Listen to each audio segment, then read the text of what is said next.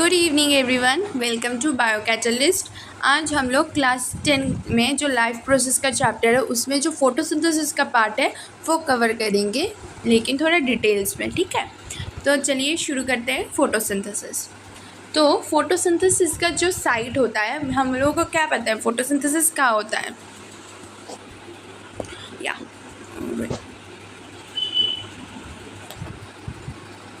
Sorry, तो हम लोगों को क्या पता है फोटोसिंथेसिस क्या होता है? मेनली क्या पता है कि एक लीफ है जिसके अंदर सनलाइट पड़ने से फोटोसिंथेसिस होता है। ये एक बेसिक नॉलेज है जो हम सबको पता है, लेकिन फोटोसिंथेसिस का जो मेन साइट है वो है क्लोरोप्लास्ट में। किधर?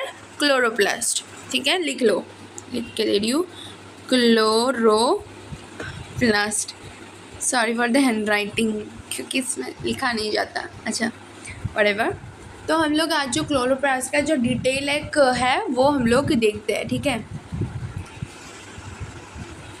तो चलिए ये हम लोग ड्रॉ करते हैं ये वाला एक पार्ट। तो इधर कुछ कॉइन लाइक स्ट्रक्चर होंगे जो एक के बाद एक ऐसे मैनेज्ड होंगे, ऐसे ऐसे करके। फिर से कॉइन लाइक स्ट्रक्चर्स होंगे। ठीक है, फिर हम लोग देखते हैं ये जो कॉइन लाइक स्ट्रक्चर्स है इसको क्या कहते हैं। रुको, ये पार्ट मैं रब कर लेती हूँ, इजी होगा। फिर ये जो कॉइन पार्ट है, किधर, हाँ ब्लैक से लिखती हूँ, इसको क्या कहते हैं? हम इसको कहते हैं थाइलाकॉइड।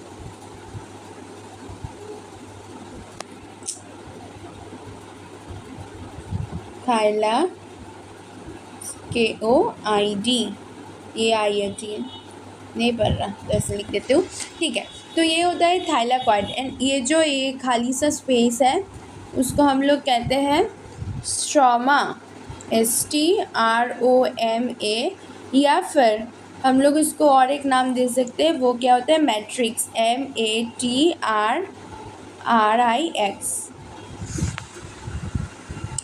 ओफो, ये टाइम में भी सब कुछ ऐसा होता है। क्या होगा ये होगा मैट्रिक्स, MATRIX। ओके, एंड ये जो पार्ट है, डंडा जैसा जो स्ट्रक्चर है, वो उसको हम लोग कहते हैं स्ट्रोमा लैमेले। क्या कहते हैं इसको? Stroma lamellae, LAMELLE, stroma lamellae. ये जो वाला पार्ट है वो इधर भी ऐसे होता है। ठीक है, तो ये होता है मेनली एक स्ट्रक्चर। एंड इसको तो सिंगल पॉइंट को थाइलाकॉइड कहते हैं, लेकिन साथ में इन तीनों को साथ में, मतलब इन तीन चार जो भी है एक साथ जो बंच है उसको हम लोग क्या कहते हैं? ग्रैना। क्या कहते हैं उसको? ग्रैना, GRANA, उसको हम लोग क्या कहते हैं? ग्रैना। ये बहुत मेसी सा हो रखा है, तो एक बार मैं ऐसे ही समझा देती हूँ। ऐसे एक बॉक्स लेते हैं,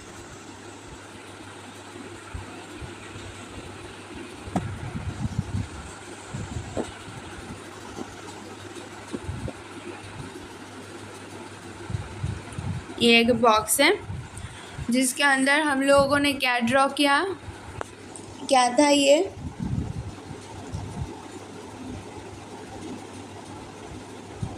ख़त्म ही नहीं होता है। ये क्या था? थाइलाकॉइड। और एक साथ हम लोग क्या कहते हैं इसको? ग्रैना। थाइलाकॉइड इस सिंगुलर को और पूरा ब्रांच को एक साथ हम लोग कहेंगे ग्रैना। एक दूसरे के साथ जिस पे कनेक्टेड है उसको हम लोग कहते हैं स्ट्रोमा लेमेले। ये जो खाली स्पेस है उसको हम लोग कहते हैं स्ट्रोमा और matrix. I hope that much is clear. तो कहते हो कि किस पार्ट का क्या फंक्शन है। तो पिगमेंट्स, कुछ पिगमेंट्स होते हैं जिसके लिए फोटोसिंथेसिस इंपॉर्टेंट होते हैं। फोटोसिंथेसिस हो पाता है क्योंकि वो सारे पिगमेंट्स प्रेजेंट होते हैं। ठीक है, तो वो क्योंकि वो सारे पिगमेंट्स प्रेजेंट होते हैं तो हम लोग मेजर पिगमेंट्स क्या क्या होते हैं, क्या क्या होते हैं? Chlorophyll, CHLOROPHYLL। क्लोरोफिल जो A होता है, देन क्लोरोफिल होता है B, देन होता है कैराटीन, एंड देन होता है जेंथोफिल। ये होता है मेजर पिगमेंट्स, हाँ। एंड वो कहाँ प्रेजेंट होते हैं, ये 4 जो मेजर पिगमेंट्स हैं वो प्रेजेंट या फिर लोकेटेड होते हैं थाइलाकॉइड में। कहाँ होते हैं, थाइलाकॉइड में। जो फिगर में मैंने थाइलाकॉइड दिखाया था उसके अंदर क्या होता है, अब तो शायद पता चल ही गया होगा कि थाइलाकॉइड में मेजरली क्या होता है। तो ये नोट डाउन कर लो कि थाइलाकॉइड में special type of pigments present होते हैं जो कि रिक्वायर्ड है फोटोसिंथेसिस के लिए। एंड वो स्पेशल पिगमेंट्स क्या है, chlorophyll a, chlorophyll b, keratin and xanthophyll. And कहाँ होता है, थाइलाकॉइड में। ओके फिर देखते हैं हम लोग दूसरा वाला part, that is photosynthesis complete होते हैं 2 स्टेप्स में। कौन से, एक होता है लाइट फेज, अच्छा, एक होता है लाइट फेज और दूसरा होता है डार्क फेज। लाइट फेज और डार्क फेज। लाइट फेज में मतलब क्या होता है, जो थाइलाकॉइड में होता है, जो चीज़ थाइलाकॉइड में होता है उसको हम लोग क्या कहते हैं, लाइट फेज उसके अंदर। एंड फोटोकेमिकल फेज, और इसको हम लोग ऑल्सो नोन एज, ये जो लाइट फेज है इसको हम लोग फोटोकेमिकल फेज भी बता सकते हैं। तो लाइट फेज मेनली क्या होता है, जो रिएक्शन थाइलाकॉइड के अंदर होता है वो एक्चुअली लाइट फेज में कंसीडर किया जाता है। और लाइट फेज का अलग सा नाम क्या है, फोटोकेमिकल फेज। तो अभी हम लोग अगर डार्क फेज के बारे में बात करते हैं, डार्क फेज के बारे में, तो ये कहाँ होता है, स्ट्रोमा या फिर मैट्रिक्स में। मैंने जो बोला था वो खाली सा स्पेस वही होता है। स्ट्रोमा और मैट्रिक्स में जो रिएक्शन होता है उसको हम लोग कहते हैं डार्क फेज। एंड इसके लिए एक साइकिल होता है, ठीक है, जो हम लोग 10 ही में है, सॉरी 11 में है, वो हम लोग पढ़ेंगे, जिसको हम लोग C3 साइकिल कहते हैं या फिर इसको केल्विन साइकिल भी कहते हैं। इसके एक डिटेल से एक्सप्लेनेशन है क्लास 11 के लिए। तो हम लोग जब 11 में जाएंगे तब करेंगे। अभी बस इतना जान लो कि डार्क फेज कहाँ पे होता है, स्ट्रोमा एंड मैट्रिक्स में, स्ट्रोमा में और मैट्रिक्स में होता है। एंड इसके अंदर एक पूरा साइकिल चलता है, उस साइकिल को हम लोग क्या कहते हैं, C3 साइकिल और केल्विन साइकिल, ठीक है। तो अब आते हैं हम लोगों का फेमस, हम लोगों को पता है कि reaction of photosynthesis, I hope सभी को पता है रिएक्शन ऑफ फोटोसिंथेसिस। उसके अंदर में जो पहला का कार्बन डाइऑक्साइड है, मैं पूरा बैलेंस आउट नहीं करी हूँ, मैं बोल रही हूँ कि कार्बन डाइऑक्साइड जो पहले का है उसका मेन सोर्स होता है एटमॉस्फेयर, ठीक है, मैं बस सोर्स बता रही हूँ, ये होता है एटमॉस्फेयर का। देन वाटर जो होता है उसके बाद क्या होता है, वाटर होता है, वो उसका सोर्स होता है soil, that is underground water लेते हैं। तो उसके बाद तो क्लोरोफिल एंड ऑल तो पता है, लेकिन उसके बाद हम लोग को क्या प्रोड्यूस करके देखते हैं, C6H12O6 which is none, C6H12O6 वो क्या है, ग्लूकोज, ठीक है, वो क्या होता है, कुछ नहीं, बस ग्लूकोज होता है। बाकी बस बैलेंस आउट करने के लिए क्या लिखते हैं हम लोग, 6H2O and 6O2। This is the मोटा whole about photosynthesis thing.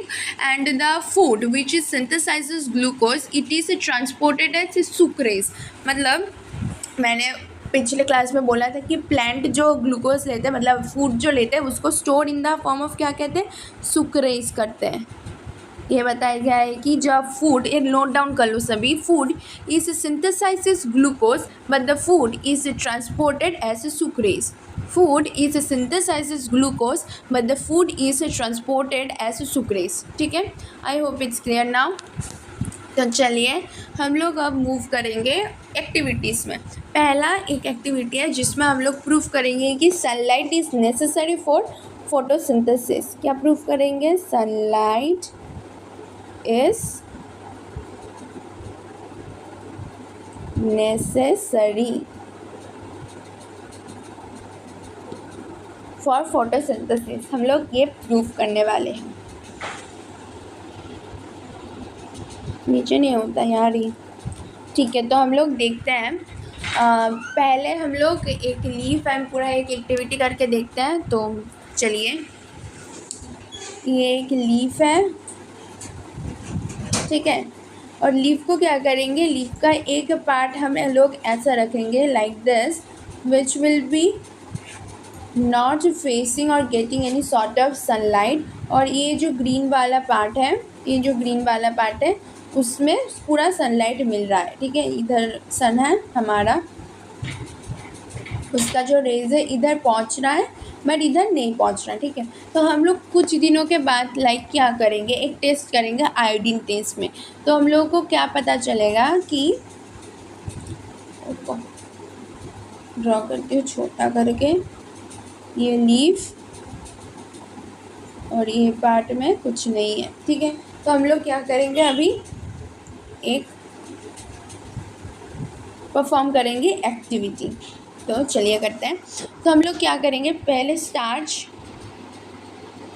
Plus iodine देंगे, स्टार्च प्लस आयोडीन देंगे। उसमें से हम लोग क्या कह सकते हैं कि एक ब्लू ब्लैक कलर आएगा, ठीक है। ब्लू ब्लैक कलर आता है ना जब स्टार्च और आयोडीन एक साथ रिमिक्स होता है। तो फिर हम लोग को क्या पता है, जो फोटोसिंथेसिस का रिएक्शन है उसमें क्या है, glucose and starch. Glucose is the component of starch, ठीक है। तो हम लोगों को क्या पता चलेगा, अगर इसमें फोटोसिंथेसिस हुआ है मतलब क्या ग्लूकोज यानी कि स्टार्च प्रेजेंट है, तो फिर रिएक्शन करने के बाद क्या कलर देगा, ब्लू ब्लैक कलर देगा। पर हम लोग जब इस चीज़ में आयोडीन सोल्यूशन करेंगे, लाइक आयोडीन का टेस्ट करेंगे, तब हम लोग कोई भी तरह का ब्लू ब्लैक कलर नहीं पाएंगे। तब क्या पता चलेगा कि इसमें फोटोसिंथेसिस नहीं हुआ है, लेकिन इसमें जब करेंगे तब मिलेगा, मतलब इसमें फोटोसिंथेसिस हुआ है। तो हम लोगों का क्या कंक्लूजन आता है इसमें से कि लाइक क्या कहते हैं इसको, सनलाइट इज़ इम्पॉर्टेंट। सनलाइट मतलब sun is important in case of photosynthesis. तो पहला हमारा ये था। अब हम लोग एक्सपेरिमेंट 2 में जाते हैं। एक्सपेरिमेंट 2 में बताया गया है कि carbon dioxide will be essential for photosynthesis. हम लोग को यह देखना है कि कार्बन डाइऑक्साइड फोटोसिंथेसिस के लिए एसेंशियल है। तो चलिए ये ग्रीन यूज़ करेंगे। ये है हमारा लीफ, ठीक है। अब रुक जाओ, थोड़ा इधर करके करते हैं। ये हमारा लीफ, ओके। एंड इधर में हम लोग एक बीकर सॉर्ट ऑफ देंगे। इस बीकर के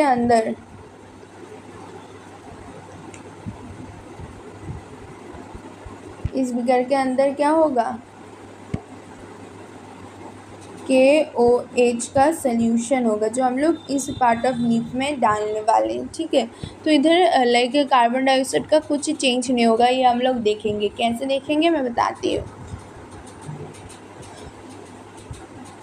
क्योंकि इधर कोई कार्बन डाइऑक्साइड नहीं है, क्योंकि इधर KOH है और इधर में क्या है, कार्बन डाइऑक्साइड है। तो हम लोग जब आयोडीन टेस्ट करेंगे तो हम लोगों को क्या पता चलेगा, इधर ब्लू ब्लैक कलर आ रहा है, लेकिन although it is escaped to sunlight, I mean although it is having all the sun rays in it, but still it is not showing any sort of blue black color. What can we conclude from this, that as there is no carbon dioxide and hence there is no blue or black color formation, and we can conclude COT is essential for photosynthesis. I hope that much is clear. Now we will come into some kind of experiments where we can get to know that how carbon dioxide and how oxygen were actually being come into notice, like when they actually got what to say, like कभी इन लोगों को मतलब पता चला कि हाँ ऐसा type of gases भी प्रेजेंट होते हैं। तो ये जो एक्सपेरिमेंट है वो एक साइंटिस्ट ने किया है जिसका नाम है Joseph Presley in the year 1770। Joseph JOSEPH Presley PRISTLEY Presley in the year 1770, okay। ये लिख लो कि एक लाइक एक्सपेरिमेंट में कौन किया था एक्सपेरिमेंट, जोसेफ प्रिस्ले, ये नाम नोट डाउन कर लिया। नाउ हम लोग एक्सपेरिमेंट क्या है उसमें आते हैं। इसके लाइक बोल सकते हैं कि बेलजार एक्सपेरिमेंट किसने किया है, तभी बोलना Joseph Presley in the year 1770। Okay, तो नाउ लेट्स ड्रॉ द बेलन जार्स। ये है और ये है।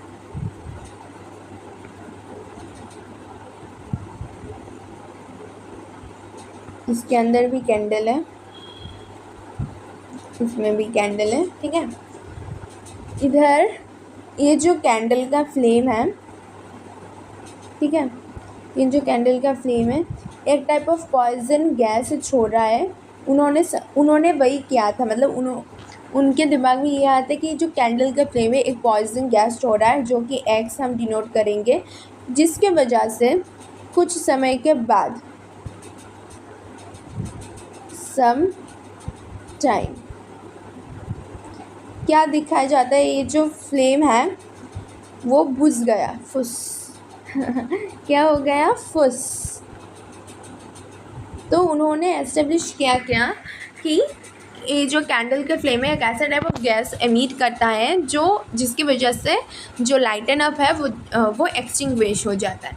तो उन्होंने क्या किया कि ठीक है कैंडल का तो ये हो गया, तो फिर मैं क्या करूँगा, एक बेल जार लूँगा। उन्होंने उनके रिस्पेक्ट में बोल रही हूँ, ठीक है, एक बेल जार लूँगा जिसके अंदर मैं एक चूहा रखूँगा, ठीक है। ये चूहा कम बतख ज़्यादा लग रहा है, ओके वट एवर, इग्नोर। चूहा रखूँगा तो क्या पता चला, ऐसा नहीं है कि मेरी ड्राइंग गंदी है, बस मैं इधर ड्रॉ नहीं कर पा रही हूँ, ठीक है, समझे, कोई जज नहीं करेगा। तो क्या देखा गया कि आफ्टर सम टाइम वैसे ही चूहा भी फुस हो गया। तब वो सोचने लगे कि चूहा भी क्या सेम गैस एमिट करता है, वो एग्स वाला गैस जो क्या किया था, कैंडल ने एमिट किया था। तो उन्होंने ये सेकंड सेटअप था, फर्स्ट था वो कैंडल वाला, सेकंड, तो उन्होंने क्या किया, थर्ड एक सेटअप क्या उन्होंने फिर से लिया bell jar,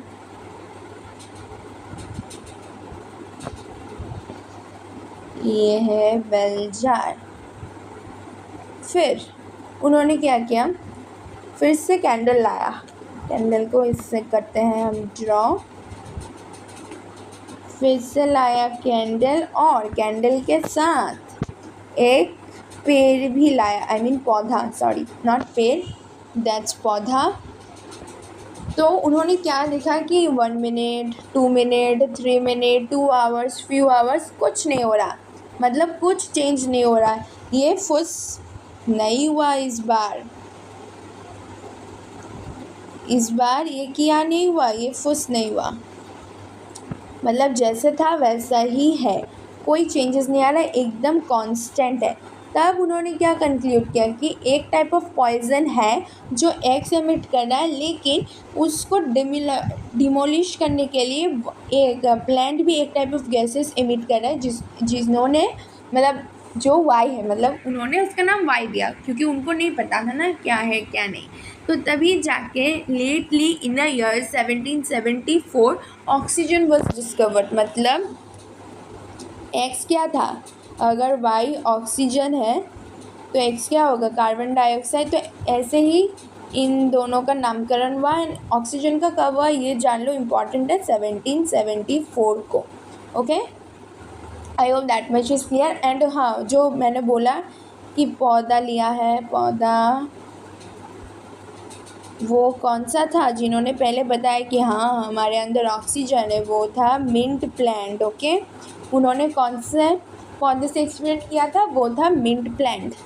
okay fine, now let's, तो कह सकते हैं कि बेलजार जो एक्सपेरिमेंट है वो किसने किया था, तो क्या होगा आंसर, जोसेफ प्रिस्ले। क्या कर रही हूँ मैं, किसने किया था, Joseph Presley in the year 1770। कितने टायर में किया, 3 टायर में किया। क्या क्या दिया, एक्स एंड वाई को कब दिया, 1774। समझे, ये था कंक्लूशन। ना दूजे में आता है जिसका हाथ ग्लूकोज इज प्रोड्यूस, जिन्होंने बताया कि glucose is produce during photosynthesis. And कौन थे वो लोग, वो व्यक्ति माननीय, वो थे जूलियस बॉन्सेक्स। उन्होंने क्या बताया कि glucose is produce during photosynthesis, और कब बताया, इन द ईयर 1854। तो हम लोग कैसे देखेंगे कि ग्लूकोज मतलब हमारे जो कार्बन डाइऑक्साइड का C6H12O6 ये ग्लूकोज ही है। कैसे पता चला कि ग्लूकोज क्या फॉर्म है, मैंने बताया था कि स्टार्च, तो starch is glucose is stored as the starch and which was called by mister सैक्स। मतलब ग्लूकोज जो स्टार्च के फॉर्म में ही ट्रांसपोर्ट होता है और स्टोर होता है, वो किसने बताया, मिस्टर सैक ने। ठीक है, अगर कोई आपसे पूछे कि जूलियस बॉन्सेक ने क्या बताया, जूलियस JULIUS वॉन कब बताया, इन द ईयर 1854। क्या बताया कि ग्लूकोज ही प्रोड्यूस होता है इन फोटोसिंथेसिस में। ठीक है, ये बताया। Now let's move to another experiment जिसने दिया है कि कार्लिनस वेइन नेल ने, उन्होंने क्या बताया है हमको कि product of oxygen comes from water. जो लास्ट में जो ऑक्सीजन आता है ना हमारे रिएक्शन में, वो वाटर से ही आता है। यार ये बात किसने बोली है, CARNELIUS कार्नेलस वेन नेल ने। क्या, जो CO2 प्लस ऑफ वाटर है उसमें से C6H12O6 प्लस ऑफ O2 इसका संपर्क है, मतलब एक दूसरे का बाय प्रोडक्ट है, ऐसे नहीं आता। ठीक है, प्रोडक्ट ऑफ ऑक्सीजन मतलब ऑक्सीजन का जो प्रोडक्ट है वो किससे आता है, वाटर से आता है। एंड उन्होंने ये प्रूफ किया है। कैसे प्रूफ किया, चलिए देखते हैं। पहले उन्होंने क्या किया, कार्बन डाइऑक्साइड प्लस और वाटर को अच्छे से देखा कि क्या होता है, C6H12O6 प्लस ऑफ O2। ठीक है, लेकिन H12 है, इसमें से H2 तो इधर चला गया, कार्बन डाइऑक्साइड का भी ए जो ए है इधर आ गया, फिर क्या बता 2O इधर बचा कि नहीं, लाइक इधर का कार्बन डाइऑक्साइड इधर चला गया, तो फिर सिर्फ इसका O2 बचा है, जिसके पास ही आया है लास्ट में कि O2 है। कैसे, नहीं समझे, बहुत ग्लिच हो गया। आप देखिए CO2 और C6H12O6, CO2 के साथ हम लोग वाटर रखते हैं। ठीक है, रेड से दिखाती हूँ मैं। ये जो कार्बन का कंपाउंड है इधर आ गया, ये जो H है, ये जो H है हमारा, ये जो H2 है, सॉरी, ये इधर आ गया। ऑक्सीजन इधर भी एक है, वो इधर आ गया ऑक्सीजन। एक क्या लेफ्ट ओवर ऑक्सीजन किसके पास है, वाटर के पास है। तो फिर O2 में जो ऑक्सीजन है वो किसके पास आता है, वाटर के पास आता है। हम लोग कैसे देख सकते हैं, देखिए उन्होंने क्या किया, हम लोग क्या यूज़ करते हैं, वाटर, जिसका फॉर्म है वाटर, बट लेकिन उन्होंने क्या यूज़ किया, पर्पल सल्फर बैक्टीरिया, जिसका मॉलिक्यूलर फॉर्मूला होता है H2S। तो उन्होंने क्या किया, H2S याद रखना, ठीक है, H2S। तो उन्होंने क्या किया, CO2 प्लस ऑफ H2S, और उन्होंने देखा प्रोडक्ट आया कि C6H12, दैट इज़ ग्लूकोज तो सही से आ गया, लेकिन बाय प्रोडक्ट में ऑक्सीजन नहीं आया, ऑक्सीजन के बगैर क्या आ गया, सल्फर। तभी हम लोग कंक्लूड कर सकते हैं एज इधर में H2S यूज़ किया है इंस्टेड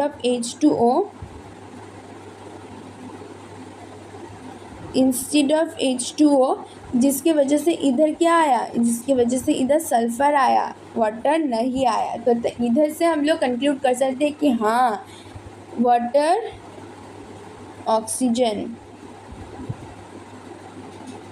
एंड ऑक्सीजन ऐसे ही आते हैं। ठीक है, यही था आज के क्लास में। और आज के क्लास का जो क्या कहते हैं इसको, मेन फोटोसिंथेसिस में फोकस करने की वजह कि आप लोगों को शायद फोटोसिंथेसिस के थोड़ा सा जैसे थाइलाकॉइड बोला, ग्रेना बोला, ये सब जो बोला वो क्लियर हो गया। कौन से पार्ट में क्या क्या पिगमेंट्स है वो क्लियर हो गया, और कैसे हम लोग को पता चलता है कि कार्बन डाइऑक्साइड होता है, वो ऑक्सीजन होता है, फिर क्या बोलते हैं इसको, सनलाइट क्यों इम्पॉर्टेंट होता है, फिर कार्बन डाइऑक्साइड एंड ऑक्सीजन आया कहाँ से, सब चीज़ों के बारे में क्लियर हो गया। तो आई होप इट्स क्लियर। और मैं एक क्या कहते हैं इसको, मैं एक बोनस टॉपिक भी अभी कवर करने जा रही हूँ, जो आगे की जो फर्दर स्टडीज़ करने वाले नीट वीट वगैरह जो देने वाले उसके लिए हेल्पफुल होगा, जिसको हम लोग कहते हैं फैक्टर्स अफेक्टिंग फोटोसिंथेसिस। क्या कहते हैं हम लोग, factors affecting photosynthesis, factor affecting photosynthesis. तो पहले आ जाते हैं क्या, 1905 में it was mainly explained bye Blackman. In the year 1905 Blackman नाम का एक आदमी था जिन्होंने पहले एक्सप्लेन किया है किसके बारे में, लिमिटिंग फैक्टर के बारे में, जो फोटोसिंथेसिस में लिमिट क्रिएट करते हैं, लिमिटिंग फैक्टर। ठीक है, एक लिमिटिंग फैक्टर है जो फोटोसिंथेसिस में अफेक्ट करता है। तो हम लोग ये ग्राफिकली देखेंगे, ठीक है, ग्राफिकल रिप्रेजेंटेशन करेंगे तो एकदम दिमाग में बैठ जाएगा। तो हम लोग लेते हैं एक्स एंड वाई का कोऑर्डिनेट, ये वाला वाई कोऑर्डिनेट, ये वाला एक्स कोऑर्डिनेट। तो हम लोगों को क्या पता है, ये जो पार्ट है फोटोसिंथेसिस का, ऐसे चल रहा है फोटोसिंथेसिस, ठीक है, लेकिन एक पॉइंट में आने के बाद ये स्टेबल हो जाता है, एक पॉइंट में आने के बाद ये स्टेबल हो जाता है, ना बढ़ता है ना घटता है, एकदम स्टेबल पोजीशन में आ जाता है। उसको हम लोग क्या कहते हैं, कांस्टेंट कहते हैं। ये इस वाले पार्ट को हम लोग कहेंगे रेट ऑफ फोटोसिंथेसिस, इधर लिखने की जगह नहीं है बट आप लोग सुन लो, ये वाला पार्ट को क्या कहेंगे हम लोग, रेट ऑफ फोटोसिंथेसिस, और इधर को हम लोग कहेंगे कि ये जो फैक्टर है, फैक्टर कौन सा है, ये लाइट का फैक्टर है। तो on the basis of light हम लोग देख रहे हैं, ठीक है, लाइट के बेस इधर बैठकर ये होता है लाइट के बेसिस में। तो हम लोग क्या देखेंगे कि initially at required light increases, like initially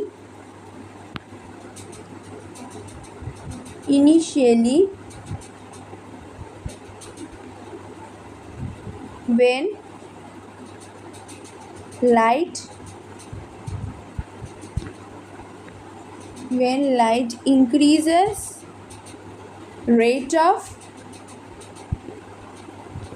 photosynthesis also increases। हम लोग देखते हैं ना कि जब लाइट इंक्रीज हो रहा था तब फोटोसिंथेसिस भी इंक्रीज हो रहा था,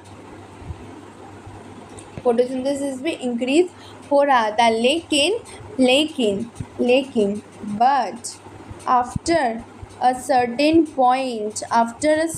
point although light increases but photosynthesis remains constant।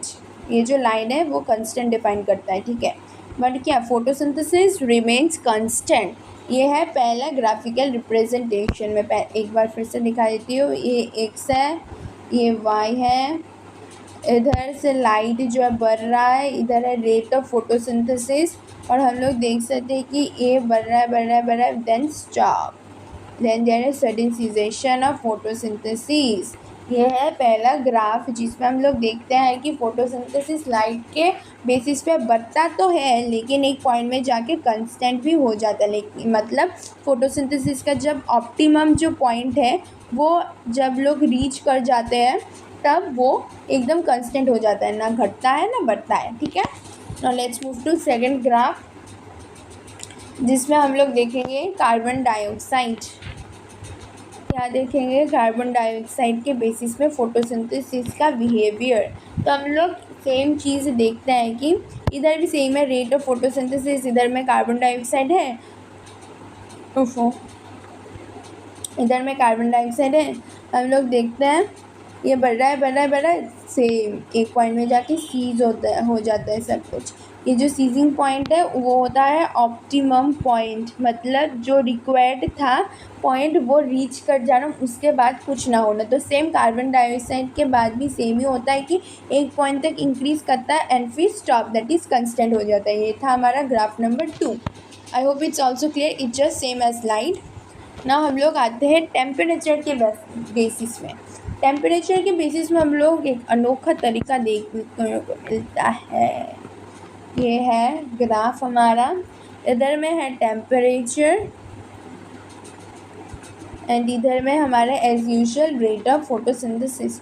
तो हम लोग देखते हैं कि जब जब टेम्परेचर बढ़ता है ये बढ़े जाता है, ठीक है। ये होता है कि बढ़ते, अब यार ही नहीं होगा, रुक जाओ। क्या देखते हैं कि टेम्परेचर बढ़ रहा है, फोटोसिंथेसिस बढ़ रहा है, अपना ऑप्टिमम लेवल पे आया, टेम्परेचर घट रहा है, फोटोसिंथेसिस भी घट जाता है। इधर ये जो पार्ट है वो होता है मैक्सिमम फोटोसिंथेसिस का point.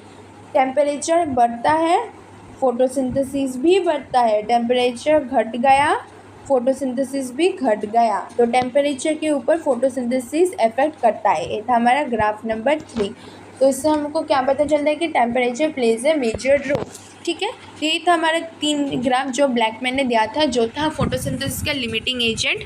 I hope that's very clear of you. मैं अगर क्रिप्स बोल दूँ कि फर्स्ट ग्राफ में हमने क्या देखा था, लाइट के साथ बढ़ता है, देन क्या हो जाता है, लाइट के साथ बढ़ता है, देन क्या हो जाता है, कांस्टेंट। फिर आता है हमारा कार्बन डाइऑक्साइड के साथ भी बढ़ता है, देन हो जाता है कांस्टेंट, एंड देन टेम्परेचर के साथ साथ बढ़ता है, एंड देन टेम्परेचर के साथ डिक्रीज़ भी होता है। I hope it's clear to all of you. तो अगर आज के क्लास अच्छा लगा हो तो लाइक कर देना एंड सभी के साथ शेयर भी करना, ठीक है। मिलते हैं आपसे नेक्स्ट की क्लास में, तब तक के लिए बाय।